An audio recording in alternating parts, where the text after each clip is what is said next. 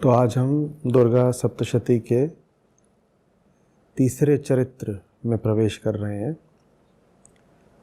और पिछले चरित्र का और पिछले अध्याय का अंत किसके वध पर हुआ था? महिषासुर के वध पर हुआ था। तो महिषासुर का वध हो गया था और देवता लोग प्रसन्न हो गए थे और देवताओं ने फिर आकर के एक स्वर में देवी की आराधना करी थी और आभार व्यक्त करा था।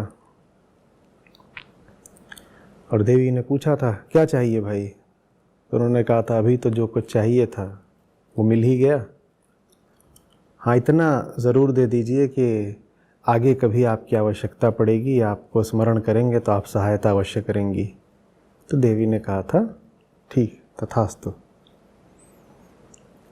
तो जैसा देवताओं का हाल है,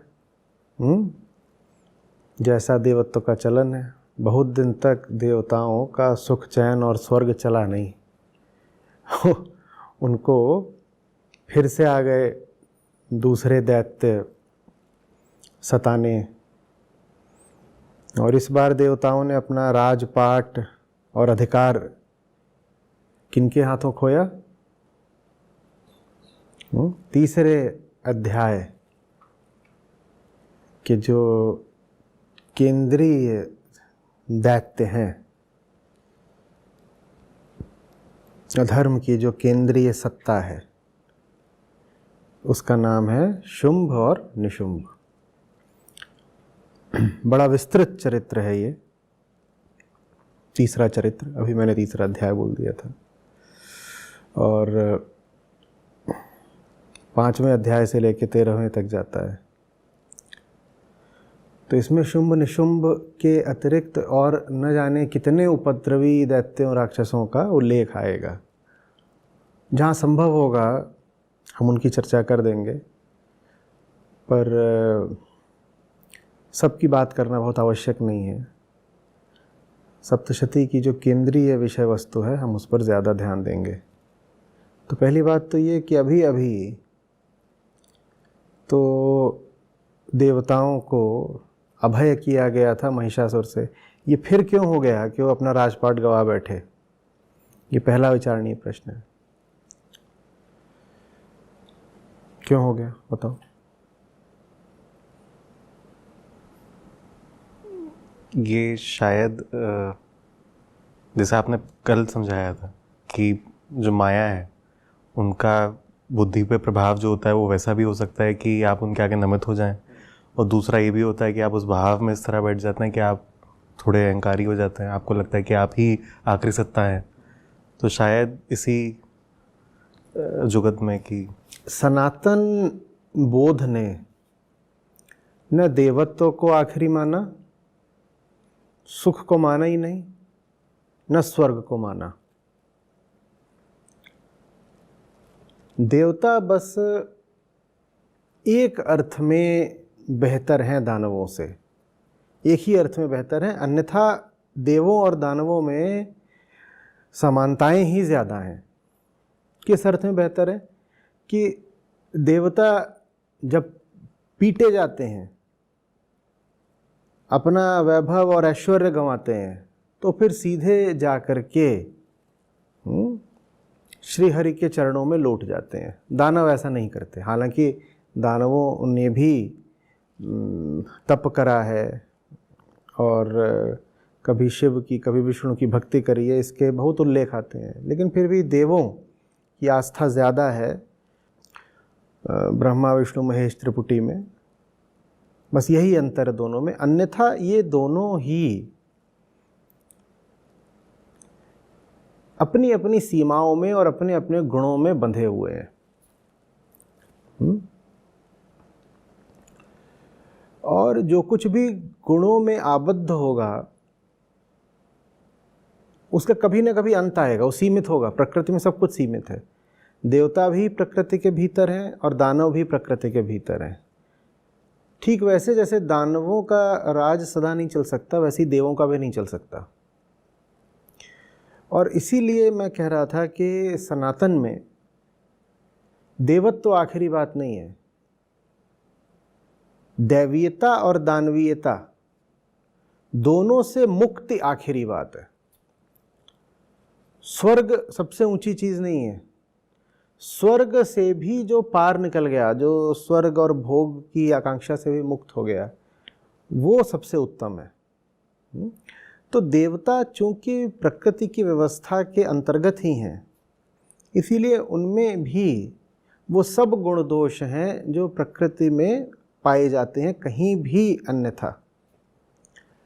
तो इसीलिए उन्हें कितनी भी बार बचाया जाए, सहारा दिया जाए, वो बार बार दुख को प्राप्त होते ही हैं।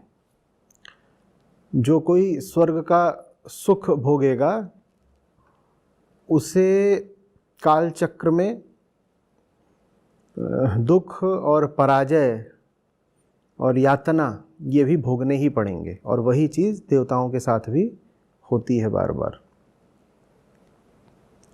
तो खैर, अब शुरुआत होती है तीसरे चरित्र की। तो तीसरे चरित्र का उद्घाटन कैसे होता है?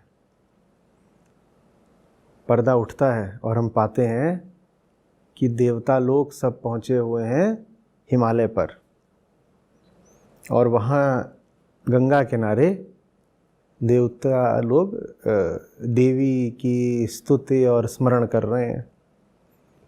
और क्या कह रहे हैं? जो कह रहे हैं वो बड़ा अर्थपूर्ण है, उसमें सीखने को बहुत कुछ है, समझना। कह रहे हैं कि हम उस देवी की आराधना करते हैं जो सब जीवों के भीतर शक्ति बनकर वास करती है। हम उस देवी की आराधना करते हैं जो सबके भीतर बुद्धि बनकर वास करती है, जो स्मृति बनकर वास करती है। इसी श्रृंखला में और इन्हीं शब्दों में देवी को देवता दर्जनों बार संबोधित करते हैं। कभी कहते हैं वो शांति बनकर वास करती है, कांति बनकर वास करती है, क्षांति बनकर वास करती है, क्षांति माने क्षमा, भ्रांति बनकर भी वास करती है, भ्रांति माने भ्रम, बुद्धि बनकर वास करती है, स्मृति बनकर वास करती है, तृष्णा बनकर वास करती है, वितृष्णा भी बनकर वास करती है, वृत्ति बनकर वास करती है। तो जितने तरीकों से हो सकता था संभव वो देवी को संबोधित करते हैं, और इस प्रकार वो देवी का स्तवन करते हैं। अब इसमें प्रश्न है मेरा एक, इतने तरीकों से देवी को स्मरण करने से क्या संकेत मिलता है हमें? क्योंकि देखो भाई, दुर्गा सप्तशती है, बात पौराणिक है, वहाँ जो कुछ भी कहा जा रहा होगा उसमें निहित जो सांकेतिक अर्थ है उसको पकड़ना बहुत ज़रूरी होता है। तो देवता ये भी तो कह सकते थे कि हम यहाँ पर आए हैं और देवी की या शक्ति की उपासना करते हैं, इतना ही पर्याप्त होता। इतने भिन्न भिन्न तरीकों से क्यों संबोधित करते हैं देवी को? क्या इस वजह से कि हम अपने जीवन में जो अलग अलग परिस्थितियां देखते हैं हमें उसमें देवी बार बार याद आती रहे, उनका स्मरण रहे? ठीक है, ये ठीक है। ऐसे समझो कि देवी माने प्रकृति, जो कुछ भी प्रकृति में नहीं है मैंने तुरंत उसे किसका स्थान दे दिया? प्रकृति से अलग, प्रकृति के अतिरिक्त तो एक ही चीज है ना, और उसका क्या नाम है? पुरुष, आत्मा, सत्य। तो माने मैंने जिस भी चीज को कह दिया कि ये नहीं है प्रकृति के अंतर्गत, मैंने उसको सत्य मान लिया। तो फिर बहुत आवश्यक है ना कि जो कुछ है उसे प्रकृति की ही श्रेणी में रखा जाए, ताकि कहीं भूलवश मैं किसी को भी सत्य ना मान बैठूं। तो इसीलिए जो कुछ भी संभव हो सकता था, जितना देवताओं को याद आया, जितनी बातें भी कल्पित की जा सकती हैं या दृश्यमान हो सकती हैं, जिन भी वस्तुओं का स्थूल चाहे सूक्ष्म विषयों का मन विचार कर सकता है, उन सबको जैसे सूचीबद्ध करके कह दिया जा रहा है कि देवी ये तुम ही हो, तुम ही हो देवी जो अन्न बनकर उगती हो, और तुम ही हो देवी जो जीवों में एक क्षुधा बनकर वास करती हो। ये सब तुम ही हो। क्योंकि अगर मैंने याद नहीं किया और अगर मैंने साफ साफ बोला नहीं, स्वीकार नहीं किया कि अन्न प्रकृति ही है, तो गड़बड़ हो जाएगी। मैं कहीं अन्न को सत्य न समझने लग जाऊं, बड़ी भारी भौतिकता हो जाएगी, पदार्थवाद हो जाएगा। तो इस समूचे ब्रह्मांड को और इसके अंतर्गत सभी वस्तुओं और विषयों को एक करके देवता कह रहे हैं, जो कुछ भी है सब तुम ही हो। नर तुम ही हो, नारी तुम ही हो, हाथी तुम ही हो, चींटी तुम ही हो, पर्वत तुम ही हो, नदी तुम ही हो, सूरज तुम ही हो, चांद तुम ही हो, मेरी हीनता भी तुम ही हो, मेरी वृद्धि भी तुम ही हो,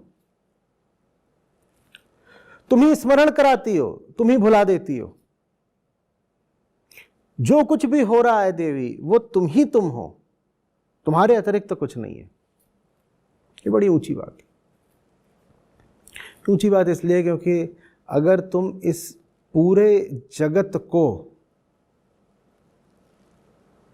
एक साथ इकट्ठे ही प्रकृति नहीं जान लोगे, तो तुम जगत के ही एक हिस्से को फिर सत्य समझने लगोगे। जैसे सामने मेज रखी है, ये इसका पूरा जो है क्षेत्र है, ऊपर सतह। मुझे इस पूरे के पूरे को जानना है कि ये मेज की ही सतह है। अगर मैंने इसमें से थोड़ा भी हिस्सा छोड़ दिया और उस थोड़े से हिस्से को छोड़ के मैंने बाकी सारे हिस्से को इंगित करके कहा कि ये मेज की सतह है, तो छोड़ा हुआ हिस्सा मेरे हिसाब से क्या हो गया? वो मेज नहीं है, जबकि है वो। और मैं उसे मेज ना मान के न जाने क्या मान लूंगा। ये भूल नहीं होनी चाहिए, और ये भूल पूरी दुनिया के दर्शनों ने करी है। उन्होंने किसी विचार को ही सत्य मान लिया है। इस मामले में जो सनातन धारा है वो बिल्कुल अलग है। कहती है जो कुछ भी काल के प्रवाह में है, जो कुछ भी प्रकृति के अंतर्गत है, वो सब एक जानो। वो कभी उठा था, कभी गिरेगा, कभी आया था, कभी जाएगा। भारत अकेला राज्य जिसने ये भी माना है कि ये स्वर्ग नरक भी मिट जाने हैं, प्रलय में इनका भी नाश हो जाना है।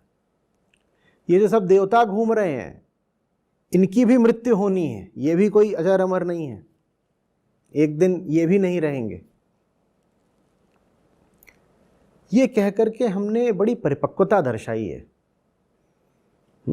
हमने कह दिया है कि हमने जो भी छवियां निर्मित कर ली हैं, भले ही वो देवताओं की क्यों ना हो, वो भी सत्य नहीं है। क्योंकि तुमने अपने द्वारा निर्मित एक छवि को यदि सत्य मान लिया, तो तुम न जाने कौन कौन सी नई नई आकर्षक छवियां रचते रहोगे, उन्हें ही सत्य मानते रहोगे, उन्हें ही पूजते रहोगे और अपने लिए दुख का निर्माण करते रहोगे। तो भारत ने समूचा मानस क्षेत्र लिया, मेज की पूरी सतह। मेज की सतह को हम क्या मान रहे हैं? मन का पूरा विस्तृत विचार क्षेत्र, और पूरे को इकट्ठा करके उसको एक नाम दे दिया, पूरे को एक धागे से बांध दिया, समूचे ब्रह्मांड को ही जैसे एक धागे से बांध दिया हो, और उसको क्या नाम दे दिया? प्रकृति या देवी। और फिर उसके सामने सर झुका दिया, क्योंकि हैं तो हम भी उसके अंदर ही ना, उसके अंदर हैं। और सर इसलिए झुका रहे हैं कि देवी मुक्ति भी तुम ही दोगी। ये और परिपक्वता का लक्षण है। मान लिया कि सब कुछ प्राकृतिक है, मान लिया कि माया है, मान लिया कि मिथ्या है, लेकिन हम जैसे जी रहे हैं हमारे लिए तो नहीं है माया। हमें तो यही सही लगता है, हमें सच्चा लगता है ये सब कुछ, हम जिसके मध्य जी रहे हैं। लेकिन जिसके मध्य जी रहे हैं उसी से कष्ट भी पाते हैं। उसे दुत्कार कर या नकार कर या मिथ्या कहकर कुछ मिलेगा नहीं। तो उससे मुक्ति भी चाहिए, तो उसी का इस्तेमाल करना होगा। देवी की माया से मुक्ति चाहिए, तो देवी से ही मुक्ति मांगो। हे देवी, तुम ही माया हो, तुम ही मुक्ति हो। माया से तुमने हमें ग्रसित कर ही रखा है, अब मुक्ति का वर भी दे दो। तो इस प्रकार देवता सब देवी की आराधना करते हैं और ये बड़े प्रचलित मंत्र हैं। या देवी सर्वभूतेषु शक्ति रूपेण संस्थिता, सुना होगा। तो इसी क्रम में और बहुत सारे मंत्र हैं। ये मंत्र दुर्गा सप्तशती से ही आता है? हाँ, दुर्गा सप्तशती से ही है। और ये सब देवता खड़े हुए हैं वहीं, फिर से आपदा आ गई है, खड़े हुए हैं और देवी से गुहार मार रहे हैं और तरीके तरीके से देवी का आवाहन कर रहे हैं। तो ये सब मंत्र वहाँ से आते हैं। बुद्धि रूपेण संस्थिता, शक्ति रूपेण संस्थिता, क्षुधा रूपेण संस्थिता, मातृ रूपेण संस्थिता, ये सब। फिर क्या होता है, देवताओं ने इतना आग्रह करा तो देवी प्रकट हुई। अब देवी यहाँ पर कई चरणों में प्रकट होती हैं। तो पार्वती देवी कहते हैं वहाँ जहाँ देवता हिमालय में गंगा किनारे आराधना कर रहे थे देवी की, वहीं पे वो स्नान करने के लिए आई। अब वही देवी तो देवी हैं, देवी एक ही हैं, अलग अलग नामों से हैं। वही देवी हैं महिषासुर वध के उपरांत जिनकी स्तुति हुई थी, और तब स्तुति करी थी, फिर भुला दिया था। जब भुला दिया था तो राजपाट गवा दिया था।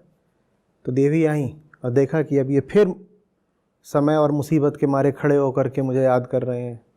तो मुस्कुरा के बोलती हैं, अरे देवताओं तुम लोग कौन हो और यहाँ क्या करने आए हो? यहाँ हिमालय पर बियाबान में खड़े होकर के प्रार्थना कर रहे हो, कौन हो तुम लोग, जैसे जानती ही ना हो। तो देवता बोले, अरे हम समय के मुसीबत के मारे हुए हैं, ये नए राक्षस पैदा हो गए उपद्रवी, इन्होंने सब लूट लाट लिया। तो फिर कहानी ऐसे है कि पार्वती जी की देह से पहले शिवा देवी निकलती हैं, फिर उसमें से अंबिका देवी आविर्भूत होती हैं। और अंबिका देवी के बारे में है कि वो शुभ्रा हैं, बिल्कुल शुभ्र वर्णा माने गोरी। तो जो पार्वती जी का गोरापन है वो एक देवी के रूप में प्रकट हो जाता है। जब गोरापन प्रकट हो जाता है तो पार्वती जी हैं वो काली रह जाती हैं। जब वो काली रह जाती हैं तो उनको एक अलग नाम दे देते हैं, कालिका। और पहाड़ों में उनकी कालिका देवी के नाम से फिर पूजा होती है। तो खैर अब जो देवी प्रकट हुई हैं कौन है? अम्बा।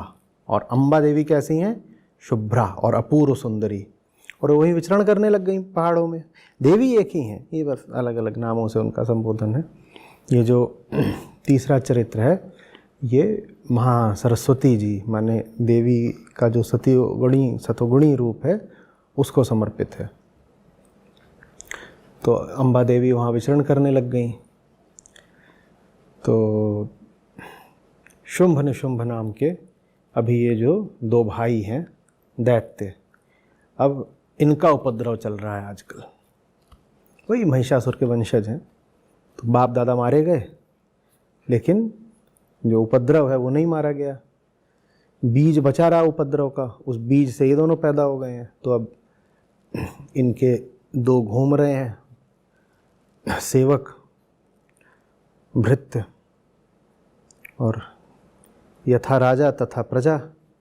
जैसे ये दोनों शुंभ निशुंभ लंपट हैं, बिल्कुल भोगी, वैसे ही उन्होंने सब रखे होंगे अपने कर्मचारी भी। तो ये दोनों भी वैसे ही हैं। तो ये देखते हैं कि एक अति सुंदर स्त्री है, वो वहाँ पर्वत पर अकेले घूम रही है। तो ये आ गए बिल्कुल आवेश में, ये आवेश में आ गए और जा कर के अपने इन्होंने राजा को भी उतना ही आवेश दिला दिया। राजा भी उत्तेजित। दास ने बताया कि दुनिया की सब ऊंची से ऊंची चीज़ें आपके पास हैं। वो आपने इंद्र का ऐरावत हाथी पकड़ा हुआ है, वो आपके पास है। आपने चंद्रमा को पकड़ लिया है, आपके पास कामधेनु है, और आपके पास कल्पवृक्ष है, और आपने फलाने राजा को मार करके उससे फलाना मोती रखा हुआ है, और आप गए थे और वो फलाना सम्राट था, उसकी सबसे बड़ी तलवार भी आप छीन लाए थे, वो भी आपके पास है। और ये महल है बड़े बड़े सोने चांदी हीरे से जगमगाते हुए, ये भी आपके पास हैं। ये सब आपके पास हैं। तो वो जो अपूर्व सुंदरी है वो आपके पास क्यों नहीं है, वो तो फिर कमी रह गई आपके यहाँ। और ये सुनना नहीं है कि राजा महाराज हो गए उत्तेजित, बोले जाओ और ले करके आओ।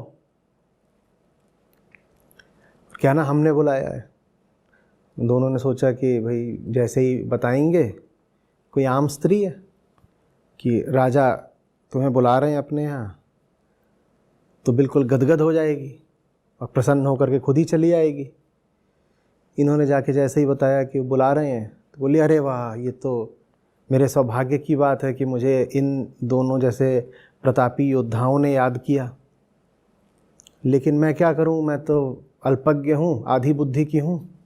देवी स्वयं कहती हैं अपने विषय में। और मैंने एक प्रण उठा रखा है। क्या?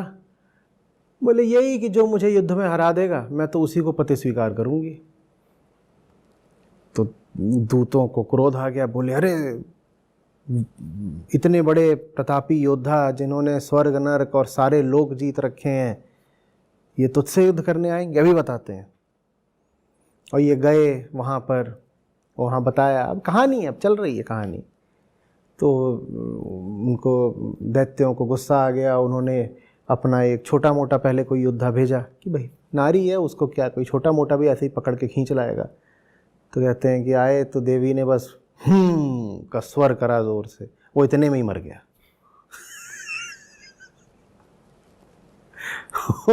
उसके इतने में ही प्राण निकल गए। तो ये दोनों बिल्कुल खौफ में आकर के भगे, भयभीत हो के राजा से बोले वो तो मर गया, उस औरत ने मार डाला उसको। तो फिर ये इन्होंने फिर अपना एक और भेजा, धूम्रलोचन नाम का सेनापति, कि तुम जाओ, अभी थोड़ा ऊपर के तल का योद्धा है, इसको भेजा कि जाओ उसको लेकर के आओ। तो समझो कि ऐसे हमारे होते हैं विवाह प्रस्ताव। अब जब जिसको भेजा गया उसको कहा गया कि बलपूर्वक लेके आना, बाल पकड़कर, झोंटा पकड़कर घसीटते हुए लेके आना, और उसके आसपास कोई खड़ा हो तो उसको मार देना, चाहे वो यक्ष हो, गंधर्व हो, कोई हो।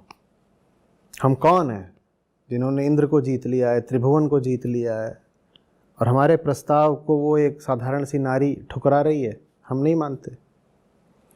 अब देवी किसका प्रतीक है? ये जो पूरी बात है ये इशारा किधर को कर रही है? देवी प्रतीक किसका है? प्रकृति का प्रतीक है। और प्रकृति को ये जो राक्षस हैं ये क्या करना चाहते हैं? भोगना चाहते हैं। कोई प्रेम तो हो नहीं गया उन्हें देवी से, तो राक्षस की परिभाषा में यहाँ मिल गई। जो प्रकृति को भोगना चाहे, जिसे प्रेम नहीं है प्रकृति से, भोगने को आतुर है, उसको राक्षस कहते हैं।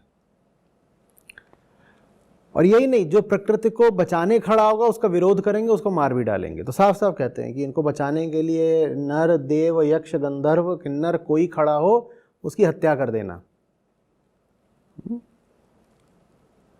और सहज मान जाए तो ठीक है, नहीं तो घसीट के ले आना।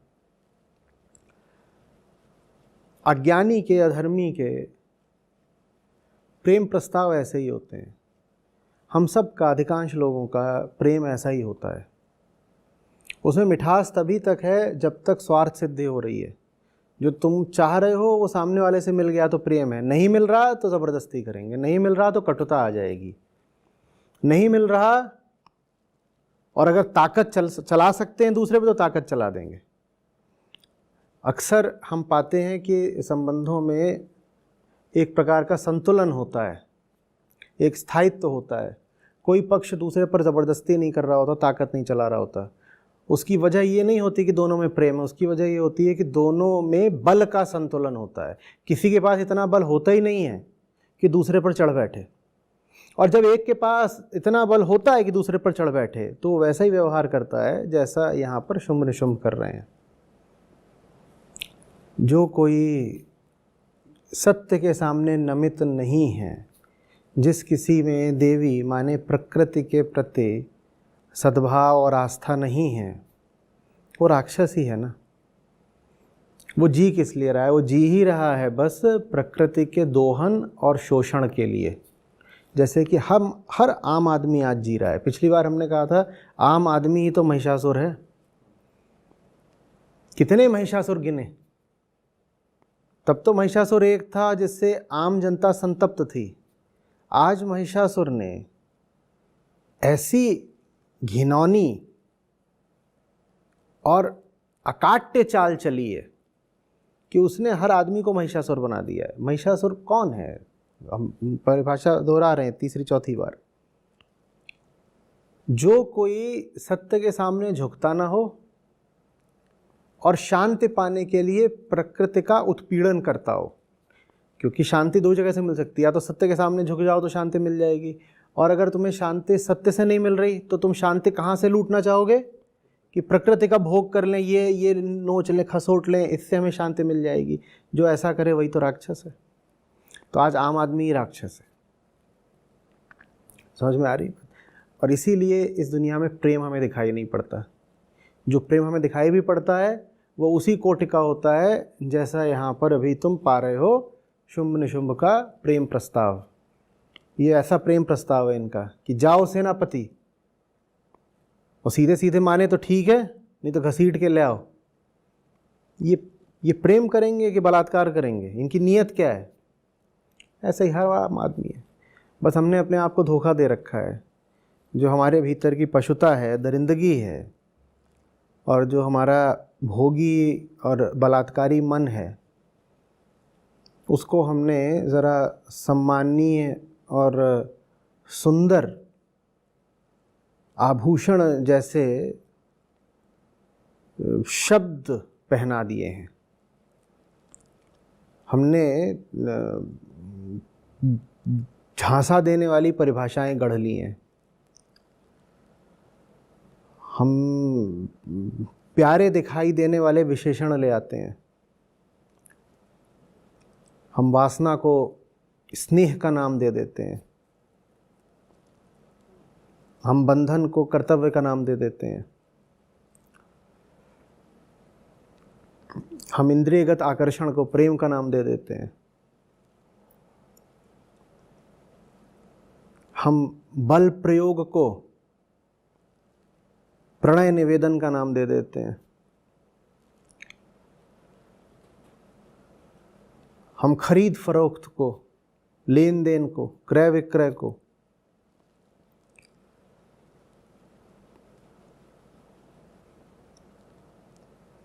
प्रेम योग का नाम दे देते हैं। दो प्रेमी हैं, वो आपस में आके मिल गए हैं। हुआ क्या है सचमुच? एक समझौता, एक व्यापारिक अनुबंध हुआ है। तो ये करके हम अपने आप को झांसा दिए रहते हैं ताकि हमें पता ना चलने पाए कि हम राक्षस लोग हैं। जो हम कर रहे हैं अगर उसको हम सीधे सपाट नंगे शब्दों में अभिव्यक्त कर दें तो बड़ी कुरूप और गंदी सच्चाई सामने आ जाएगी ना। उससे हमारे सम्मान और अहंकार को ठेस पहुंचेगी। तो हमने क्या करा है कि हमने अपनी गंदगी को ही सुंदर शब्दों से आभूषित कर दिया है कि करो गंदगी, उसको नाम अच्छा सा दे दो। हाँ, जैसे शादियों में होता है ना कि नहीं जी हमें तो कुछ नहीं चाहिए, बस शादी ऐसी हो कि दोनों परिवारों का सम्मान जो है वो बना रहे। सीधे सीधे मुंह से बोलो ना, पैसा खोर हो, लड़का बेचने आए हो, पर वैसे बोल देंगे तो गंदगी मच जाएगी। तो फिर इस तरीके से बोला जाता है छद्म भाषा में, यूफेमिस्टिक लैंग्वेज में। बस शादी ऐसी हो कि दोनों परिवारों की इज्जत बची रहे, हमें कुछ नहीं चाहिए। या फिर नहीं जी हमें कुछ मत दीजिएगा, जो दीजिएगा अपनी लड़की को दीजिएगा, हमें कुछ नहीं चाहिए। ये शुंभ निशुंभ सब उसी तरफ के हैं, हमें कुछ नहीं चाहिए।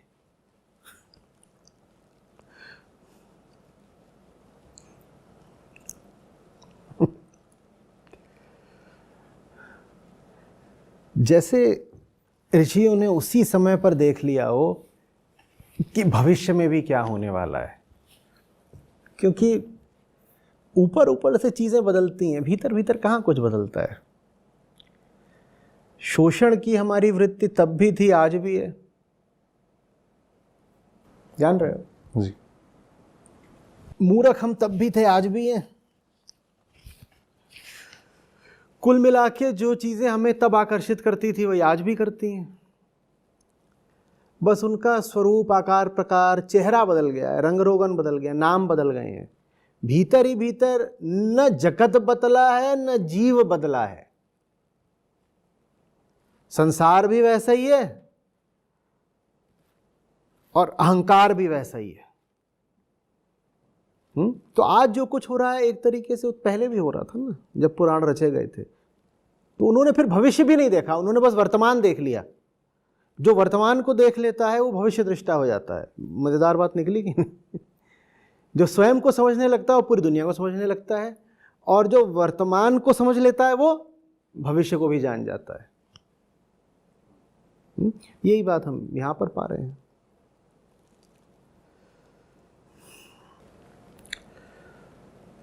तो धूम्रलोचन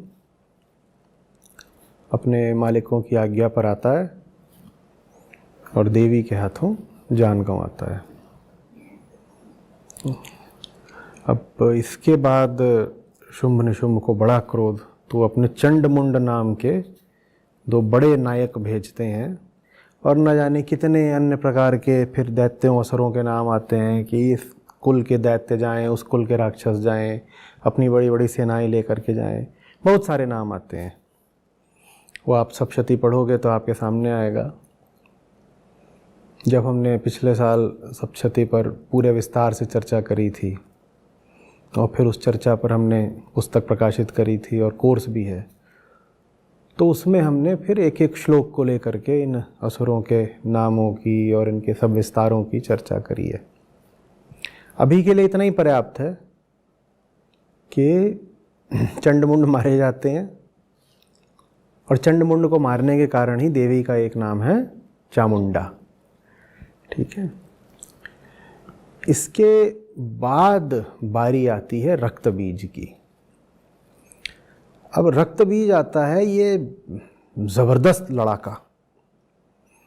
और जब रक्त बीज आता है तो रक्त बीज का सामना करने के लिए सब देवता लोग और विष्णु भी और शिव भी मिल करके अपनी जो शक्तियां हैं और अपने जो अस्त्र हैं वो देवी को अर्पित करते हैं, और देवी के शरीर से भी अन्य कई शक्तियां और देवियां प्रकट होकर के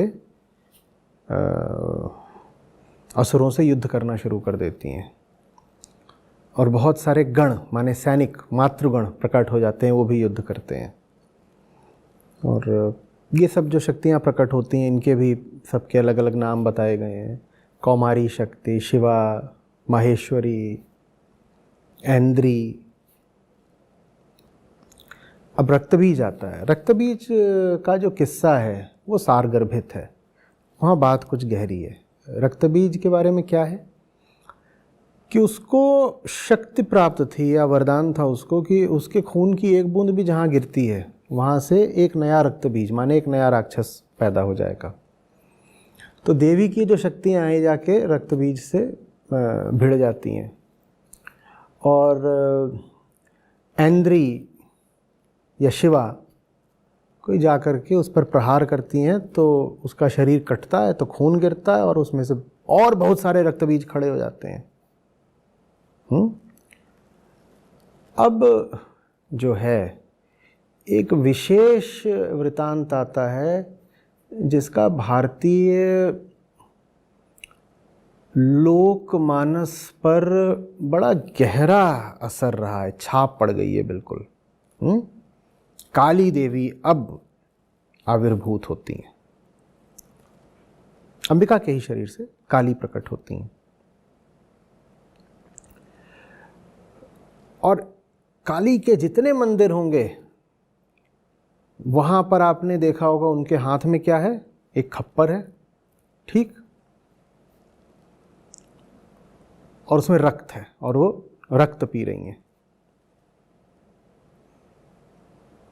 तो वो सारी जो किंवदंती है वो आ रही है सप्तशती से और रक्त बीज से। तो इतने सारे जब रक्त बीज पैदा हो जाते हैं तो काली कहती हैं कि एक ही तरीका है, तुम मारो इसको, जहां इसका खून गिरेगा मैं खून पी जाऊंगी, और जब मेरे मुंह में भी खून गिरेगा तो वहां रक्त बीज पैदा होंगे और मेरे मुंह के भीतर ही उनको मैं खा जाऊंगी। तो काली जो मांस खाती हैं वो ऐसा होता है, वो रक्त बीजों का मांस होता है। तीसरे चरित्र में एक जगह पर साफ साफ वर्णित है कि काली, अभी कुछ ही महीने पहले एक बहस भी छिड़ी थी, बड़ा विवाद उठा था कि काली तो भाई मांस खाती हैं और शराब पीती हैं। काली कौन सा मांस खाती हैं? काली रक्त बीजों का मांस खाती हैं। काली के नाम पर मांसाहार को उचित ठहराना मूर्खता भी है, हिंसा भी है, कपट है। काली जो मांस खा रही हैं वो राक्षसों का मांस खा रही हैं, रक्त बीज का मांस है।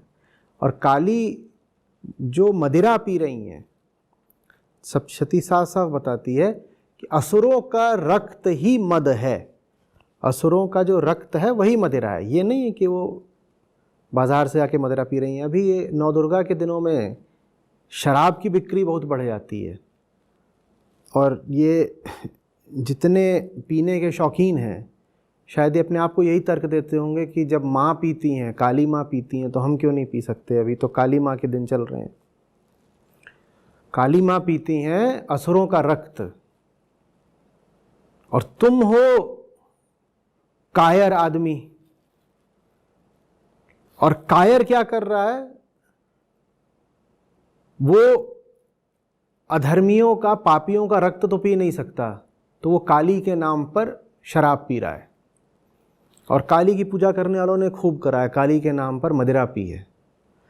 काली का पूजन कर रहे हो, कम से कम 1% तो काली माँ जैसे हो जाओ, तब तो पूजा की कुछ सार्थकता मानी जाए, है ना? तो ये बहुत दूर तक बात जाती है जो रक्त बीज की है। देख रहे हो क्या किया जाता है? आमतौर पे जो घृणित होता है, जो पापी होता है, जो शत्रु है तुम्हारा, उसको तुम मार के दूर फेंक देते हो।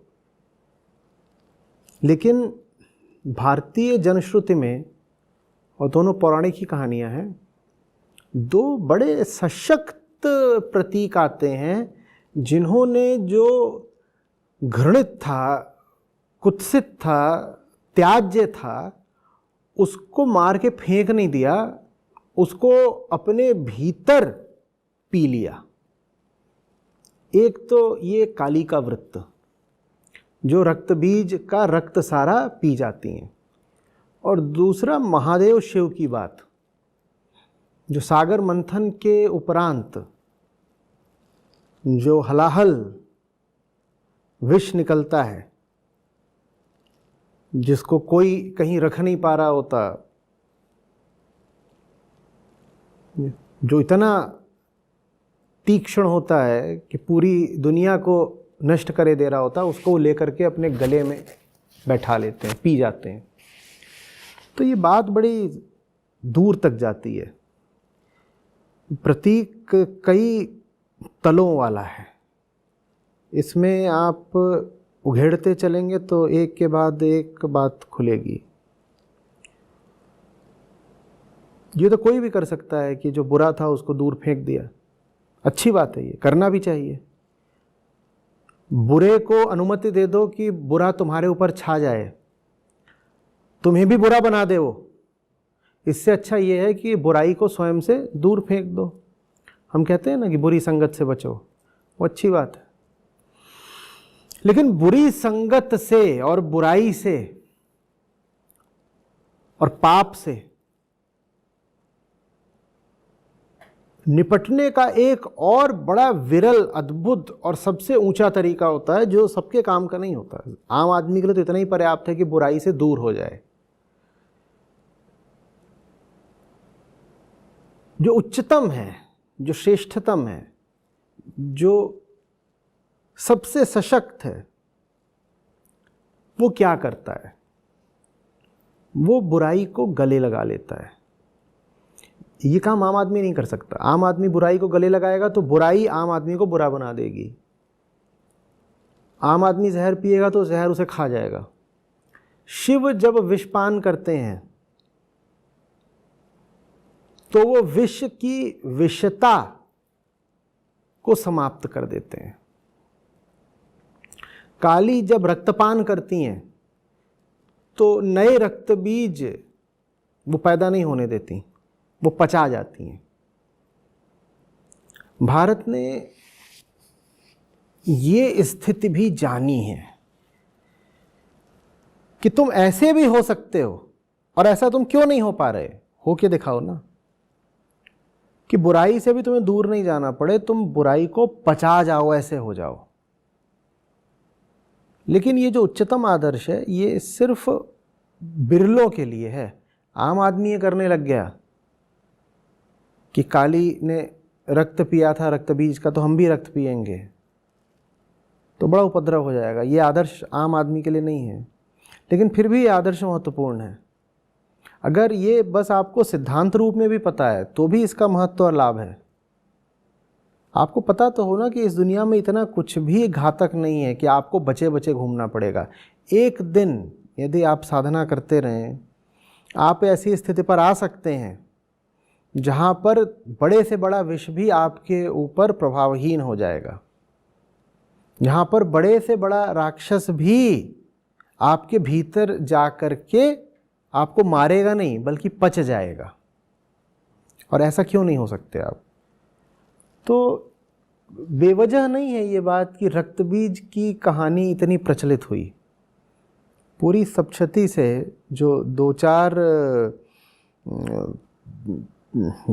बातें, जो दो चार उल्लेख सबसे ज़्यादा प्रचलित हुए हैं, उनमें एक रक्तबीज का है। कौन है रक्तबीज? रक्तबीज वो है जिसको यदि पचाया नहीं तो वो अपनी संख्या में गुणोत्तर वृद्धि करता रहेगा। उसको हम मारने का एक ही तरीका, उसे पचा दो। उसे मारोगे तो बढ़ जाएगा, मारोगे तो बढ़ेगा, पचाओगे तो समाप्त हो जाएगा। मारना भी कोई छोटी बात नहीं है। आम आदमी तो मार भी नहीं पाता, आदमी तो मारा जाता है। तो मारना कोई छोटी बात नहीं है। पहले मारना ही सीख लो, पहले जो बुरा है उसको दूर करना ही सीख लो। लेकिन जब और आगे बढ़ोगे जीवन में तो पाओगे कि दूर करने से बात बन नहीं रही है। कई बार जिसको दूर करते हो वो दूर हो करके और शक्तिशाली हो जाता है, इसीलिए क्योंकि तुमने उसे दूर कर दिया। तुम कहते हो ये बुरा आदमी है, मुझे इसकी संगत नहीं करनी। तुम भले आदमी हो अपेक्षाया, और तुम उस बुरे आदमी की संगत नहीं कर रहे, तुम उसे दूर छोड़ देते हो। तुमसे दूर रह के वो और क्या हो जाएगा? और ज़्यादा बुरा हो जाएगा ना। तो ऐसे तो संसार में बुराई बढ़ती ही चली जाएगी। तो फिर साधुता का प्रमाण ये होता है कि जिसको बुरा देखो उसे अंगीकार कर लो, जैसे बुरा देखो उसे अपना बना लो। अब ये करने मत लग जाना, ये साधु कर सकता है तो सफल हो पाएगी बात। आम आदमी करेगा तो उल्टी पड़ेगी। आम आदमी को तो विवेक सीखना पड़ता है ना। विवेक माने क्या होता है? किसको पास रखना है, किसको पास नहीं रखना है।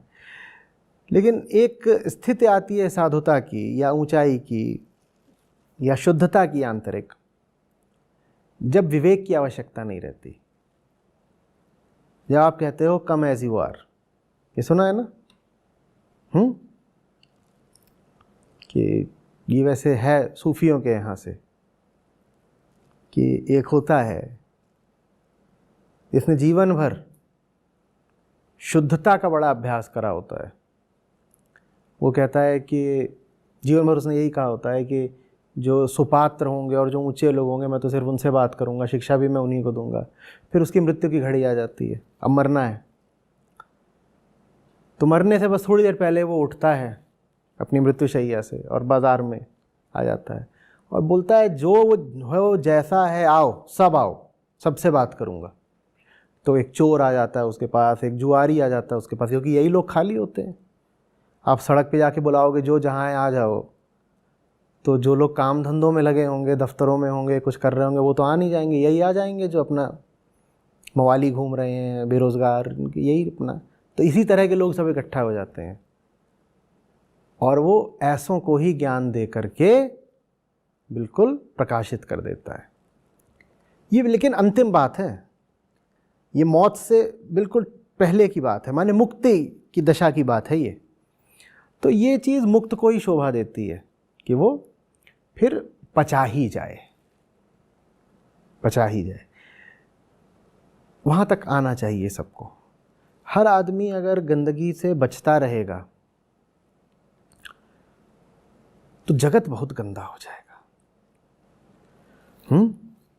इसी क्रम में मुझे धूमिल याद आते हैं। अभी कुछ दिन पहले भी मैंने उद्धृत किया था कि जो आदमी अपना हाथ मैला होने से डरता है वो एक नहीं 11 कायरों की मौत मरता है। काली से जैसे प्रेरणा लेकर ही धूमिल ने ये बात कही हो।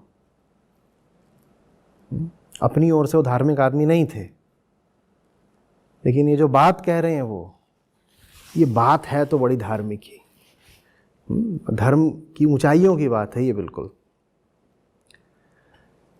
तो काली उस शुचितावादी मानसिकता के लिए नहीं है जो व्यक्तिगत मुक्ति, व्यक्तिगत साफ सफाई और व्यक्तिगत शुद्धि में विश्वास रखती है। काली तो वो हैं, शक्ति वो हैं और शिव वो हैं कि जो जग के दूषण हैं वो शिव के आभूषण हैं और शिव से ही काली आविर्भूत है। ठीक, तो शिवत्व किसी में आ रहा है ये तभी मानना जब वो जग के दूषण को अपना आभूषण बना ले। दुनिया से जितने परित्यक्त हों उनको कहे सब आओ। और तुम तो एक सांप बुला लिया है, अब सांप कोई अपने घर में रखना चाहता है?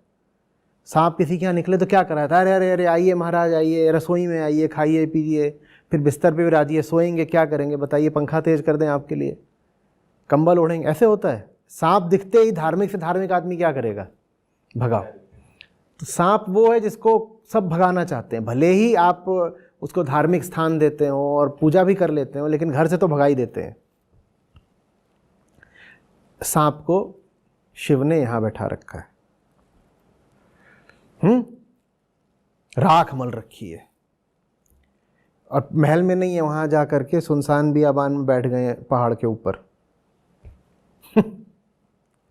उनके साथ कौन लगे हुए हैं? सब भूत प्रेत। ये भूत प्रेत कौन है? ये सब दुनिया से निकाले हुए लोग हैं। इनका प्रतीक समझिएगा, जिनका कोई नहीं है शिव उनके हैं। और पशु हैं कुछ शिव के पास, नंदी हैं। दुनिया पशुओं के साथ भी क्या बर्ताव करती है हम जानते ही हैं। आज भी गौवंश के साथ क्या बर्ताव हो रहा है ये हम सड़कों पे ही देख लेते हैं। और शिव ने कहा आओ बैठो, मेरे पास बैठो। दुनिया जिसके साथ भी अत्याचार करे, दुनिया से जो भी बहिष्कृत हो, मेरे पास आ जाए। ये भाव समझना। ये वही भाव है जिस कारण वो नीलकंठ है। जैसे गले में यहाँ जहर है ना, वैसे ही आसपास भूत प्रेत है।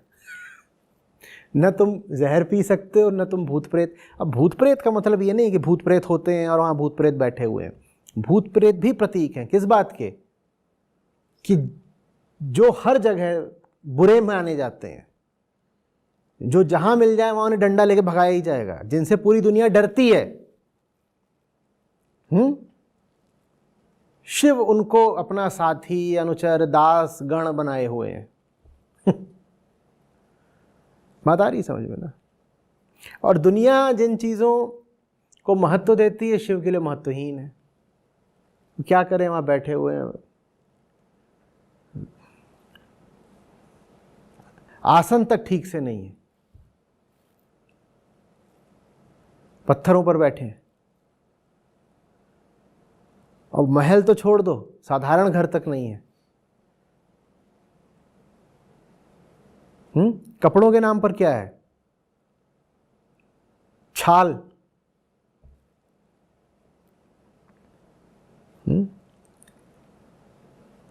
ये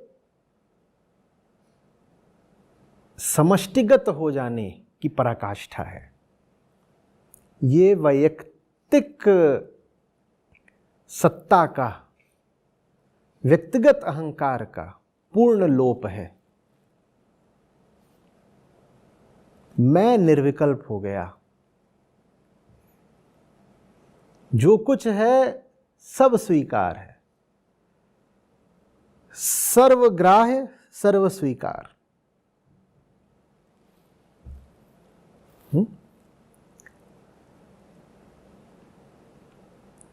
इनके प्रति मेरी करुणा ही यही है कि इनको अपने पास बैठा लूं।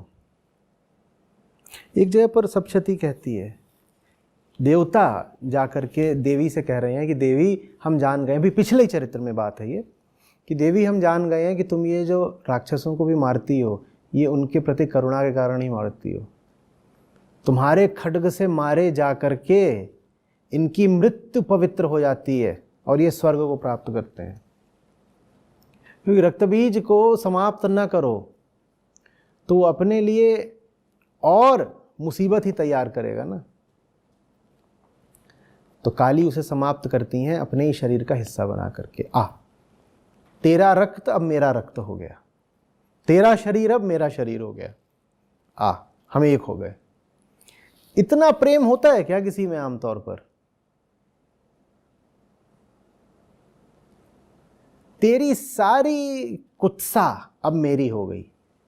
तू तो नख से लेकर के शिख तक विकारों से ही भरा हुआ था ना। तेरे सारे विकार मैंने अपना लिए और मैं इतनी शुद्ध हूं कि तेरे सब विकार अपना के भी मैं निर्विकार ही रहूंगी।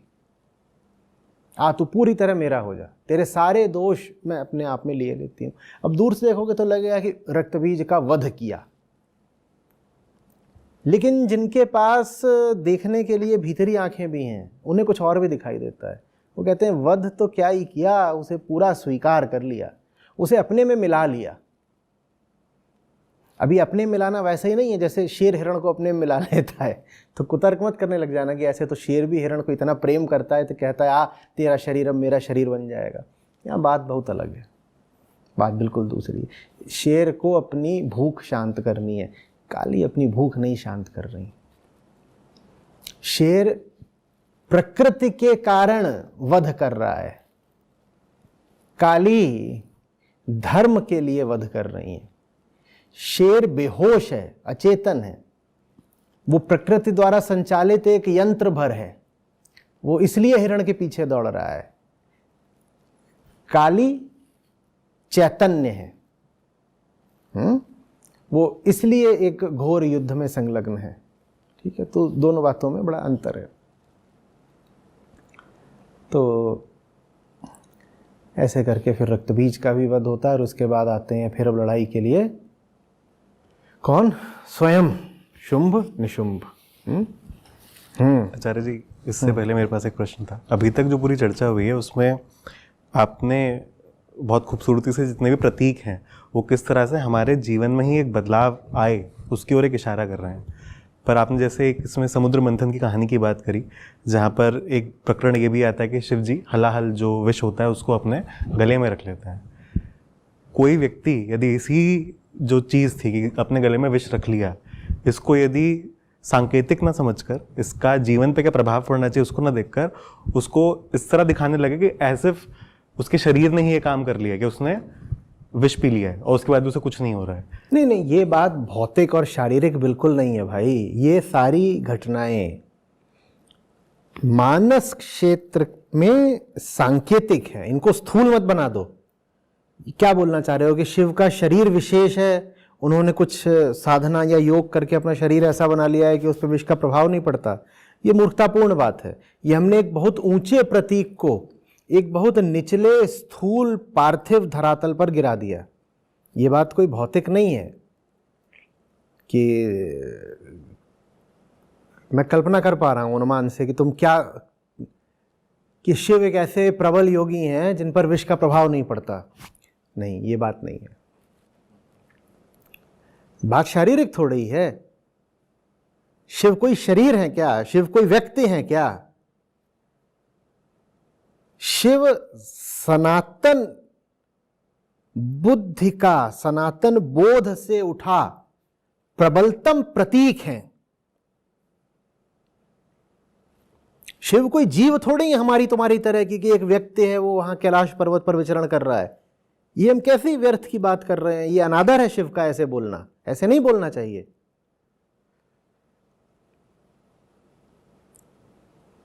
शिव बोध मात्र है। आचार्य शंकर ने क्या कहा था निर्वाण षटकम में? वहां से तुम्हें पता चलेगा शिव कौन है। उन्होंने कहा न मैं आँख हूँ, न मैं जाति हूँ, न मैं कान हूँ, न मैं बुद्धि हूँ, न मैं स्मृति हूँ। वो एक के बाद एक जहाँ 6 वर्ग आते हैं, 6 शारीरिक भौतिक वर्गों को नकारते हैं ना कि मैं ये भी नहीं हूँ, मैं ये भी नहीं हूँ। सब कुछ नकारने के बाद 6 बार अंत में क्या बोलते हैं? मैं शिव हूँ, मैं शिव हूँ। जब आप शिव कौन है? जो कुछ नहीं है वो शिव है। जिसे आंखों से देख नहीं सकते, जिसके पास शरीर नहीं है, जो मन और बुद्धि से परे है, जिसकी कल्पना भी नहीं की जा सकती, जो पाप पुण्य से परे है, जो जन्म मृत्यु से परे है, जो धर्म अधर्म से परे है, जिसकी कोई जाति नहीं है, जिसका कोई लिंग नहीं है, वो शिव है। वो है शिव। तो शिव कोई व्यक्ति नहीं है।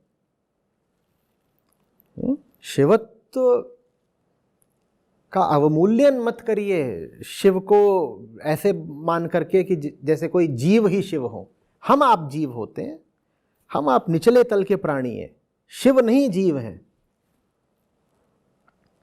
शिवो हम बोलने का अधिकार सिर्फ उसको है जो जीव से संबंधित सब वस्तुओं विषयों को मिथ्या जानकर नकारना शुरू कर दे, मात्र वो शिव है। तो फिर शिव क्या है? सत्य है शिव, आत्मा है शिव। सत्य और आत्मा के लिए एक अन्य नाम है शिव। ठीक है। जब मैं शिव कह रहा हूं तो उससे मेरा आशय बिल्कुल ऐसा नहीं है जैसे कि सचमुच कोई ऐतिहासिक चरित्र हुआ था शिव नाम का, ना, बिल्कुल भी नहीं। इसका मतलब तो फिर ऐसा हुआ कि शिव जी को योगी बोल देना भी उनको नीचे गिरा लेना। बहुत नीचे वाली बात है, बहुत नीचे वाली बात है।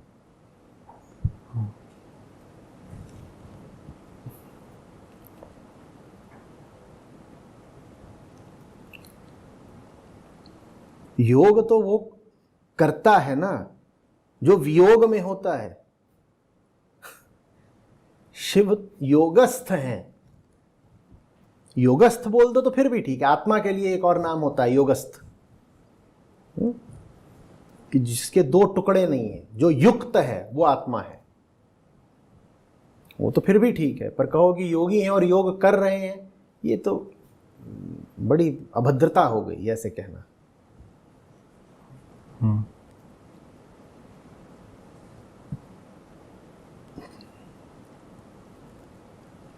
आगे बढ़े।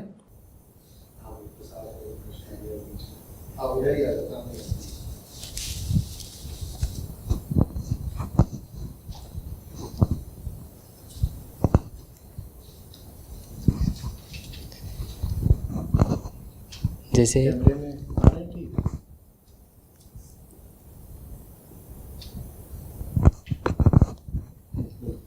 जी अच्छा जी, हाँ, इसी के संबंधित थे। जैसे कि आप बोल रहे थे कि रक्त बीज के बारे में आप बता रहे थे, महाकाली के बारे में। तो जैसे हमारे रीजन लाइक तेलंगाना में, लाइक हैदराबाद में बोनालू करके एक फेस्टिवल होती है जिसमें महाकाली के मंदिर के अंदर बलि देते हैं। जैसे पशु के मुर्गा हो या बकरी हो, तो उसका जो बलि ऐसे भी देते हैं कि वो जो देवी आती है उनके ऊपर देवी चढ़ती है और वो लोग मुंह से ही यहाँ पे गर्दन पकड़कर खींच के और उसका रक्त पीना, ऐसा कुछ करते हैं। उसी गर्दन में सीधे दांत लगा हाँ, के दांत लगा रख के, दी जाती हाँ, है। पीने, मुर्गे का। हाँ, मुर्गे का डायरेक्टली। तो जैसे आप बोल रहे थे कि ये पुराण,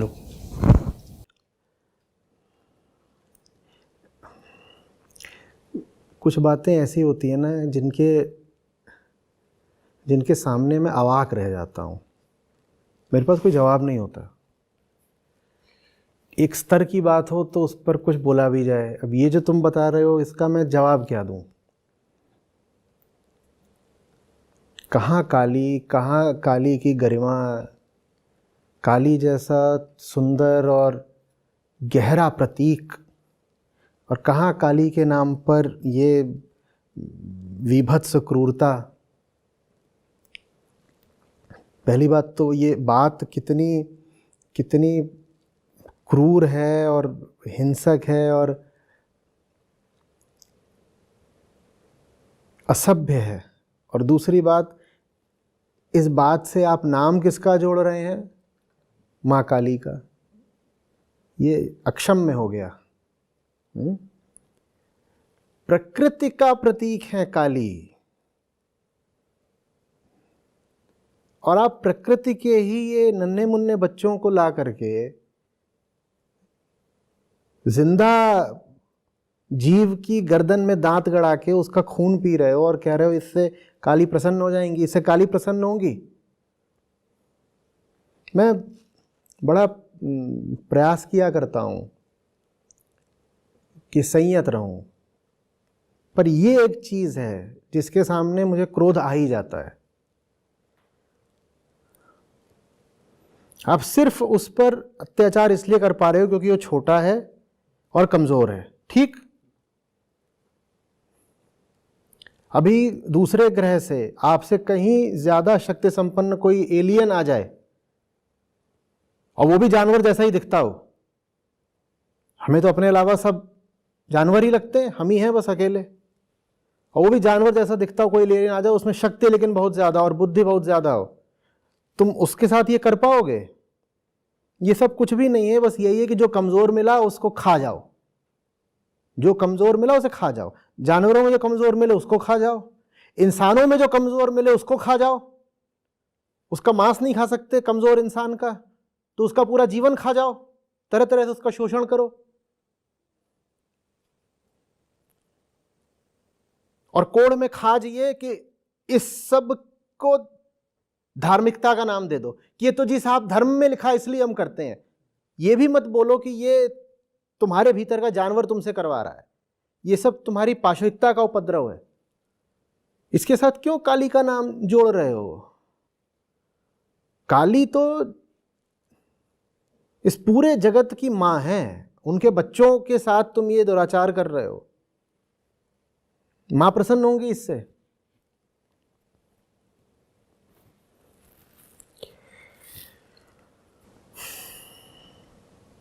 ऊपर से इसमें बात ये कहते हैं कि मेरे ऊपर पहले देवी उतरी और उसके देवी बाद ने करवाया ये। देवी ने रक्त बीज का रक्त पिया था, मुर्गे का रक्त थोड़ी ही पिया था। प्रकृति को तो वो बचाना चाहती हैं, तुम प्रकृति का नाश कर रहे हो देवी के नाम पर। ये देवी के प्रति कितने अपमान की बात है।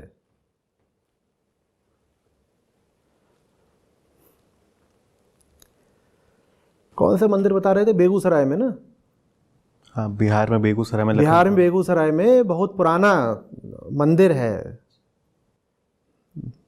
देवी का ही दुर्गा मंदिर है, और उसमें 500-1000 साल पुरानी परंपरा थी कि वहाँ पर इन दिनों में जीव की बलि दी जाती थी।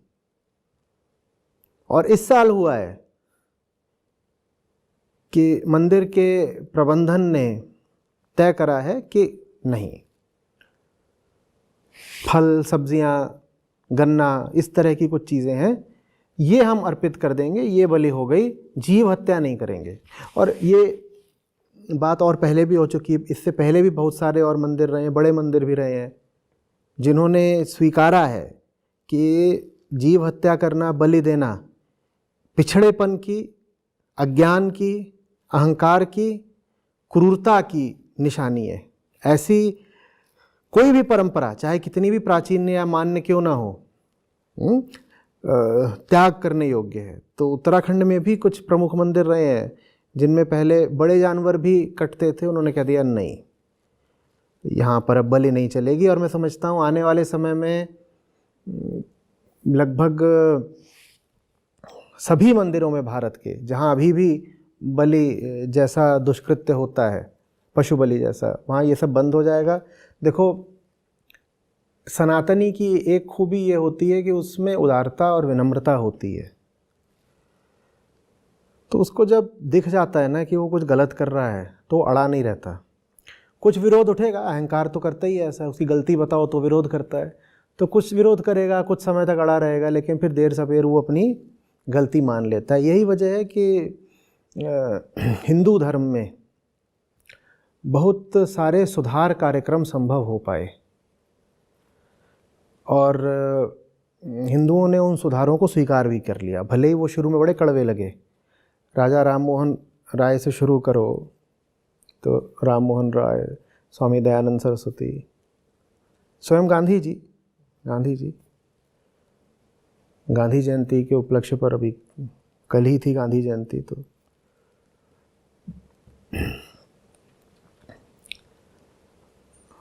बाबा साहब अम्बेडकर, ज्योतिबा फुले, सबको स्वीकार करा, विरोध किया लेकिन स्वीकार करा। ठीक है कि हम मानते हैं गलती है, हम स्वीकार करते हैं। तो मुझे आशा है कि ये जो पशु बलि का भी कार्यक्रम है, ये वैसे तो बहुत हद तक बंद हो चुका है, गवर्नमेंट ने भी बैन कर रखा है, लेकिन फिर भी जहाँ चोरी छुपे भी चल रहा है वहाँ बंद होगा। इतना ही नहीं, मैं तो ये आशा रखता हूँ, प्रार्थना करता हूँ कि सनातनी होने का एक दिन ये अर्थ ही बन जाएगा और प्रमाण बन जाएगा कि आप किसी भी जीव को जानते बूझते नुकसान नहीं पहुंचाते। अज्ञान में और प्रकृतिवश, प्रारब्धवश कोई जीव आपके हाथों मारा गया, उसमें तो आप कुछ कर नहीं सकते क्योंकि आपने कोई चुनाव तो करा नहीं था उसे मारने का। तो वो बात अलग है कि मैं आया, मैं इस पर बैठ गया कुर्सी पर, और नन्हे यहाँ कोई जीवाणु रहे हो, मेरे बैठने के कारण मर गए पिसकर, उसका मैं कुछ कर नहीं सकता। हालांकि मैं कोशिश करूँगा कि वो भी न्यूनतम हो जाए, चींटी भी ना मरे, लेकिन फिर भी चींटियाँ तो शायद मरी जाएं। मैं ये भी चाहूँगा कि पेड़ पौधों को भी मेरे हाथों हानि ना हो, पर इस शरीर का तकाजा ये है कि शायद कुछ पेड़ पौधों को मेरे हाथों हानि हो। तो ये जानूँगा मैं भली भांति कि किसी भी चैतन्य जीव को हानि पहुंचाना जानते बूझते, जहाँ विकल्प मौजूद है और आप हानि का चुनाव करते हैं, एकदम गलत है, बिल्कुल अधर्म की बात है। और अगर शून्य नहीं कर सकता अपने हाथों हो रही हिंसा को, तो कम से कम न्यूनतम ज़रूर कर दूंगा। ये सनातनी होने की पहचान बन जाएगी एक दिन, कि जीवों को तो मारना छोड़ दो, वो पेड़ पौधों के प्रति भी करुणा का भाव रखेगा और उनको भी न्यूनतम नुकसान पहुंचाना चाहेगा। ठीक है, बाकी शरीर के निर्वाह के लिए कुछ तो आपको खाना ही पड़ेगा, लेकिन उस खाने पीने के चयन में भी सनातनी ये ध्यान रखेगा कि जो कम से कम हिंसा हो सकती है वो हो। थोड़ी भी हिंसा हो रही है तो पाप है, पाप की गठरी और बड़ी क्यों करनी है? पहले ही एक पाप की गठरी मौजूद है, पहले ही जीव दुख भोग रहा है, हम प्राणी, उसको और क्यों बड़ा करना है? तो ये सब हो जाएगा धीरे धीरे। बाकी तो इसमें क्या कहा जा सकता है।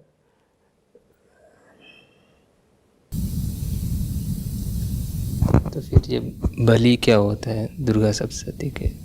बलि की चर्चा तो खूब कर चुके हैं, कैमरे के पीछे थे तुमने पूरा सुना ही होगा। बलि माने क्या है? वो जो कुछ भी तुम्हारे भीतर है जो रखने लायक नहीं है उसको त्याग दो, यही बलि है, यही बलि है। अब तुमने पूछ लिया तो एक ऐसी बात का उल्लेख कर देता हूँ जो अभी आगे आती, पर अभी बता देता हूँ। तो ये जो दोनों जने हैं जिनकी जिज्ञासा से इस पूरे प्रकरण का आरंभ होता है, कौन है? राजा सुरथ और वैश्य है समाधि नाम से। यही दोनों आए, ये दोनों परेशान हैं, तो इन्हीं की परेशानी दूर करने के लिए ऋषि इनको माँ के बारे में विस्तार से बता रहे हैं। तो अंत में ये दोनों साधना करते हैं फिर माँ की, और सप्तशती कहती है कि इस साधना में इन्होंने प्रोक्षित बलि में अपने रक्त का उपयोग करा। प्रोक्षितव्य वो होता है जिसकी बलि दी जाती है। तो इन दोनों ने अपने ही शरीर की बलि दी। शरीर की बलि कैसे दी? ग्रंथ में बता रहा है कि दोनों ने खाना पीना बिल्कुल कम कर दिया। ये होती है बलि। ये मांस की बलि है। किसके मांस की बलि दी जा रही है? अपने ही मांस की, काट के भी नहीं। दोनों ने अपना देह भाव कम करने के लिए अपना खाना पीना कम कर दिया, और इसी को ग्रंथ कहता है कि दोनों ने अपने ही शरीर की बलि दे दी। दोनों ने अपने मांस की बलि दे दी। ये होती है बलि। जो चीज तुम अकारण पकड़े बैठे हो, जिस चीज से तुमने बहुत मोह बैठा लिया है, लेकिन वो चीज वस्तुतः तुम्हारे काम की नहीं है, उसको त्याग दो। इसको बलि कहते हैं। जानवर तुम्हारा बहुत प्यारा है क्या? तो जानवर को काटना बलि कैसे कहला सकता है? तुम्हें सबसे प्यारा क्या है? अपना अहंकार। और अहंकार को सबसे प्यारा क्या है? पहली चीज तुम्हारा शरीर। तुम यही तो कहते हो मैं अहंकार हूं, और अहंकार कहता है मैं देह हूं। तुम कहते हो मैं हूं अहंकार, मेरा अहम अहम अहम। अपना परिचय जब भी देते हो तो शुरुआत अहम शब्द से करते हो ना, कि मैं फलाना हूं। तो तुम्हें सबसे प्यारा क्या है? मैं। और मैं को सबसे प्यारा क्या है? देह। तो बलि देनी है तो इन दो की दो ना, अपनी अहंता की या अपने देह भाव की। इसमें जानवर कहां से आ गया बीच में? वो भी नन्हा बेजुबान, उसको पता भी नहीं है। उसकी आंखों की तड़प देखो, वो अपने पर फड़फड़ा रहा है, वो जीना चाहता है, उसने कुछ नहीं बिगाड़ा था। तुम उसको ला करके मार रहे हो, उसका खून पी रहे हो। कैसे दरिंदे हो? क्या कर रहे हो? ये हमारे अंदर की राक्षसत्व। ये बिल्कुल जो चीज तुम्हें सबसे प्यारी हो, प्यार से यहां पे अर्थ है मोह का, आसक्ति का, जिससे तुमने अपनी आसक्ति बैठा ली है, जिससे लिप्त हो गए हो व्यर्थ ही, उसको त्यागना ही बलि है। और ये बात ग्रंथ बार बार जोर जोर से कहते हैं, दोहरा दोहरा के चिल्ला के कहते हैं कि बलि की सही परिभाषा ये है। लेकिन इंसान ने बलि के नाम पर जानवरों को काटना शुरू कर दिया। हमसे ज्यादा बड़ा जानवर कोई है क्या?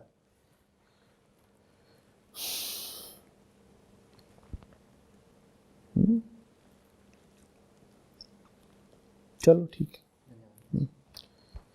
जब सबसे पहले दिन आपसे इस विषय में चर्चा शुरू हुई थी, तो मैंने आपसे ये चीज़ पूछी थी कि क्यों ऐसा हुआ कि जब ग्रंथ इतनी साधारण बात कर रहा है, ऐसी बात जो हम सबके जीवन पर लागू होती है, तो लोग ग्रंथ से दूर क्यों चले गए?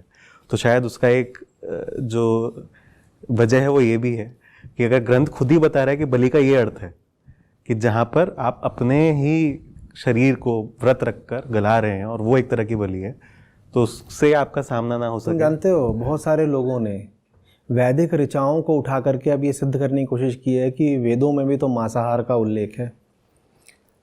एक लगभग 1 घंटे की मैंने चर्चा करी थी अभी 2-3 महीने पहले ही, वो रिकॉर्ड भी हुई थी, जिसमें मैंने जितने ग्रंथ हैं उनमें से चुन चुन करके बताया था कि कैसे स्पष्टतया ग्रंथों में उल्लिखित है कि पशुओं को मत मारना, इसका नाम बलि नहीं है। और वास्तविक बलि क्या है ये भी ग्रंथों से ही उद्धृत करके समझाया था। इस मामले में गायत्री शक्तिपीठ के श्री राम शर्माचार्य जी हैं, उन्होंने एक छोटी सी पुस्तिका है पशु बलि नाम से ही, सबसे पहले मैंने वो पढ़ी थी और उससे बड़ी स्पष्टता आई थी। इसका उल्लेख मैंने उस वीडियो में भी करा है। उसका शीर्षक है पशु हत्या यदि धर्म है तो अधर्म क्या। इसी तरह का ढूंढोगे यूट्यूब पर तो मिल जाएगा। तो उस वीडियो को देख लो, या ये जो पशु बलि नाम की किताब है इसको पढ़ लो। तो उस वीडियो से भी ज़्यादा उस किताब में तुमको उल्लेख मिलेंगे कि किस किस तरीके से कहाँ कहाँ पर हमारे ग्रंथ जीव हत्या को निषिद्ध करते हैं। और इंसान इतना नालायक हो गया है कि अपनी ज़बान के स्वाद को जायज़ ठहराने के लिए ग्रंथों का ही सहारा ले रहा है। लोग आजकल निकले हुए हैं बताने के लिए कि देखिए साहब, आप तो ये भी खाते थे, वेदों में ये खाया जाता है, वेदों में गाय को खाने का उल्लेख है, और ये सारी बातें अर्थ का अनर्थ कर रहे हैं, अनुवाद में विकृतियां कर रहे हैं जानबूझ करके।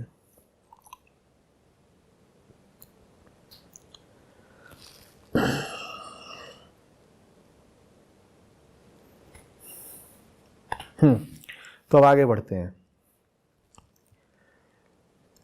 तो अब खुद ये दोनों आ जाते हैं भाई, शुंभ निशुंभ। रक्त बीज का संहार हो गया, अब ये दोनों आ जाते हैं, और जैसा होना ही था दोनों मारे जाते हैं। तो इस पर भी एक पूरा अध्याय ही समर्पित है कि दोनों किस प्रकार से युद्ध करते हैं, कौन से शस्त्रों का प्रयोग करते हैं, फिर फरसा भेजते हैं, फिर खड़ग मारते हैं, फिर ये फिर वो। तो अंत लेकिन वही होता है जो होना था, दोनों मारे गए। दोनों को मारने के बाद जो बात सप्तशती कहती है वो बड़ी उल्लेखनीय है और बड़ा सुंदर सा प्रतीक है। कहती है जैसे ये दोनों मरे, नदियां साफ हो गई, सूर्य की प्रभा निखर कर सामने आ गई, हवा शीतल हो गई, पहाड़ों की और वनों की जो दुर्दशा थी वो ठीक हो गई। ये तुम देख रहे हो इशारा किधर को है? ये सीधे सीधे जो आज जलवायु परिवर्तन है, क्लाइमेट चेंज, उसकी बात नहीं करी जा रही। वही तो है जिसका उल्लेख सप्तशती में है आज से हजारों साल पहले से, कि आज जो आदमी, ये जो आज का इंसान है, ये जो राक्षस बना हुआ है, इसने हवा खराब कर दी है, नदी खराब कर दी है, समुद्र खराब कर दिया है, सारे जानवर मार दिए, सारे जंगल काट दिए। और इस राक्षस को जब तुम हटा दोगे तो सूरज की रोशनी भी अच्छी हो जाएगी, चांद तारे साफ दिखाई देंगे, नदियां साफ हो जाएंगी, जो नदियां विलुप्त हो गई वो फिर बहने लगेंगी, जो वन तुमने उजाड़ दिए हैं वो फिर हरे हो जाएंगे। हाँ, जो प्रजातियां विलुप्त ही हो गई जीवों की, अब वो तो वापस नहीं आने की।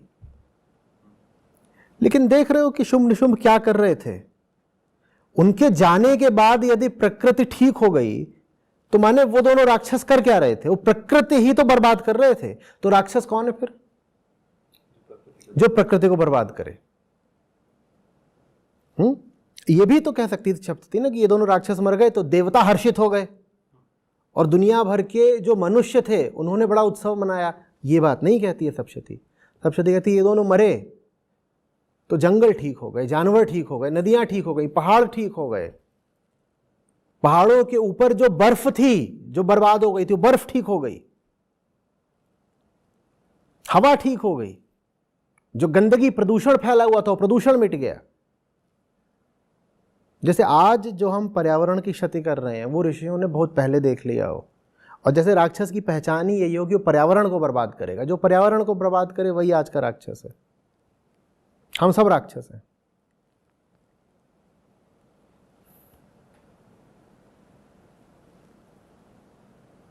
फिर क्या होता है? अब ये सब बता दिया मेधा मुनि ने। तो राजा और वैश्य दोनों को बात समझ में आ गई कि हमारी जो समस्या है, हमें जो दुख और बंधन है, वो माँ के प्रति, माँ माने प्रकृति के प्रति, माँ प्रकृति माने यही जो सब कुछ है, इसके प्रति अज्ञान के कारण है। तो दोनों जाते हैं और फिर साधना करते हैं, माँ की साधना करते हैं। माँ की साधना ही आत्मज्ञान की साधना है, क्योंकि आत्मज्ञान में किसको जाना जाता है? यही अपनी पूरी व्यवस्था को।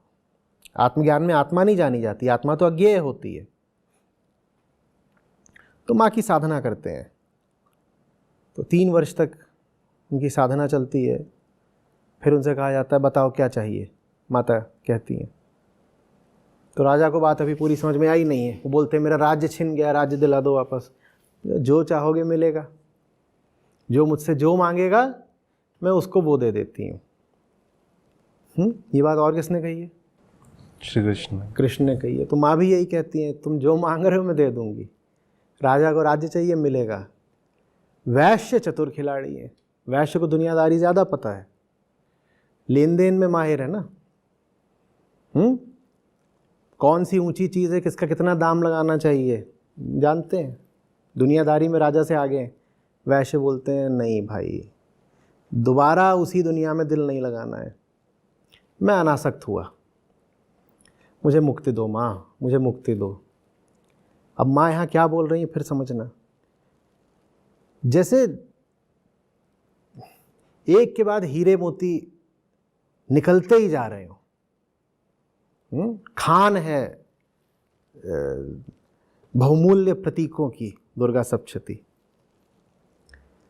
तो देवी कहती है ठीक है, तुम्हें मुक्ति चाहिए तो मैं तुम्हें ज्ञान देती हूँ। देवी भी ये नहीं कहती हैं कि तुम्हें मुक्ति चाहिए तो मैं तुम्हें तत्काल मुक्ति दे सकती हूँ वरदान में। देवी भी कहती है मुक्ति चाहिए तो पहले ज्ञान चाहिए होगा, मैं तुम्हें वो ज्ञान देती हूँ, उससे तुम्हें मुक्ति मिलेगी। और फिर वैश्य मुक्ति को प्राप्त होते हैं। जो लोग सोचते हैं कि ज्ञान के अतिरिक्त किसी भी मार्ग से मुक्ति मिल सकती है, उनके लिए अंत में सबक है। आप अपने आप को मत बोलिए ज्ञान मार्गी, आप कहिए मैं तो शाक्त पंथी हूँ, या मैं तो भक्त हूँ, देवी की भक्ति करता हूँ, ज्ञान का मेरा क्या है। तो देवी भी यही कहेंगी कि मुक्ति तो ज्ञान से ही मिलेगी, मेरे पास भी आओगे तो मुक्ति के लिए तो मैं तुम्हें कहूँगी ज्ञान लो, ज्ञान के अतिरिक्त नहीं मुक्ति है। आत्मा का स्वभाव बोध है और जीव का मूल बंध झूठा ज्ञान है। जब हमारी मूल पीड़ा ही यही है कि हमने झूठा ज्ञान पकड़ रखा है, तो सच्चे ज्ञान के अतिरिक्त मुक्ति आपको कहाँ से मिल जानी है। तो इस तरह से करके दुर्गा सप्तशती की समाप्ति होती है। आप सबको सच्ची नवदुर्गा की शुभकामनाएं।